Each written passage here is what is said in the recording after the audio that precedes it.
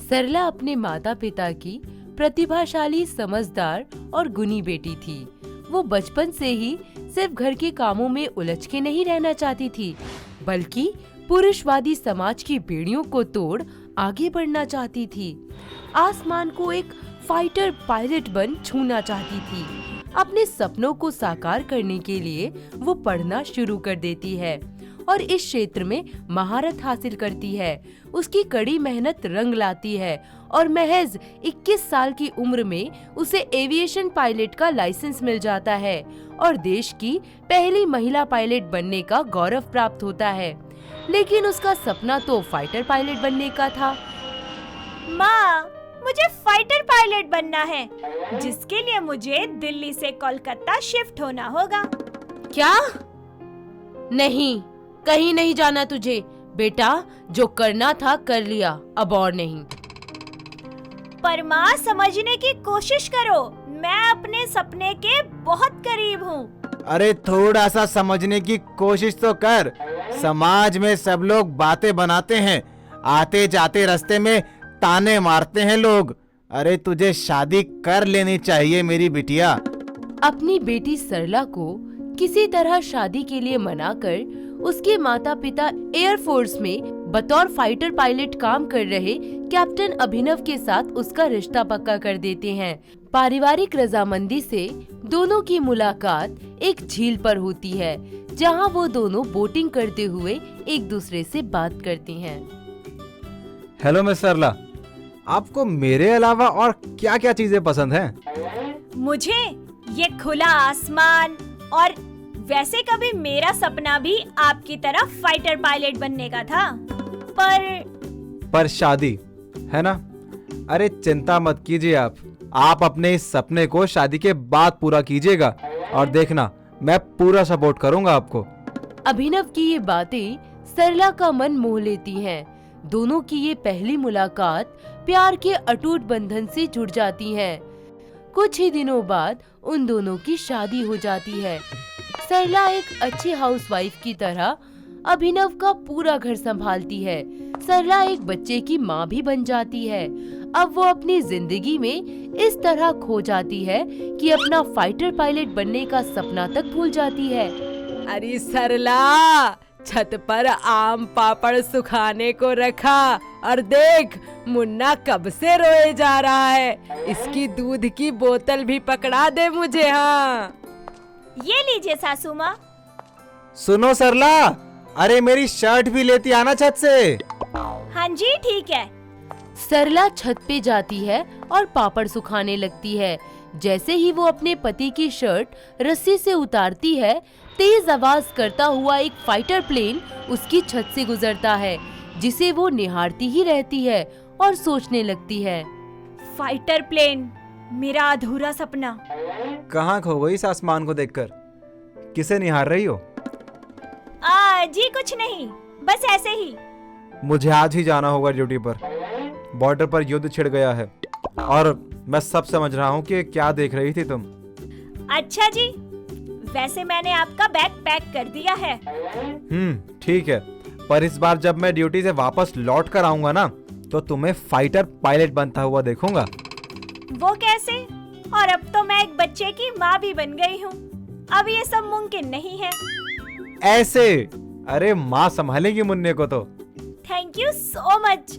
अब इस बात पे एक जादू की झप्पी तो बनती है। आप भी ना, मुझे तो लगा जैसे सब खत्म ही हो गया। इस तरह सरला का फाइटर पायलट बनने का जुनून फिर से जाग जाता है और वो एंट्रेंस एग्जाम की तैयारी शुरू कर देती है। वहीं उसके पति अभिनव का युद्ध के सिलसिले में अपनी ड्यूटी पर जाने का समय आ जाता है। चलता हूँ माँ, आशीर्वाद दीजिए अपना। मेरा आशीर्वाद हमेशा तेरे साथ है।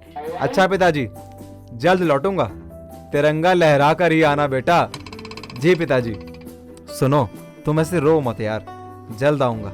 मैं आपका इंतजार करूंगी, आपको आना ही होगा मेरे लिए। हाँ बिल्कुल मेरी प्यारी बीवी, हम साथ में फाइटर प्लेन उड़ाकर दुश्मनों को धूल चटा देंगे। अरे अब मुस्कुरा भी दो थोड़ा। बस ठीक है। सरला, ध्यान रखना सबका। और ऐसे ही मुस्कुराती रहना। ठीक है, चलता हूँ, काफी देर हो गई है। इस तरह सबको अलविदा कर अभिनव अपनी ड्यूटी पर चला जाता है। कुछ दिन तक सब अच्छा चलता है। सरला घर परिवार की जिम्मेदारियों के साथ साथ अपने सपनों की तरफ कदम बढ़ा ही रही थी कि अचानक उसकी जिंदगी में एक बड़ी दुर्घटना घटती है। जब न्यूज में विमान दुर्घटना में उसके पति कैप्टन अभिनव शर्मा की मृत्यु की खबर आती है और कुछ समय बाद उसका पार्थिव शरीर तिरंगे में लिपटा उसके घर पहुंचता है। आए मेरा लाल, तूने तो वादा किया था लौट कर आएगा, ये क्या हो गया?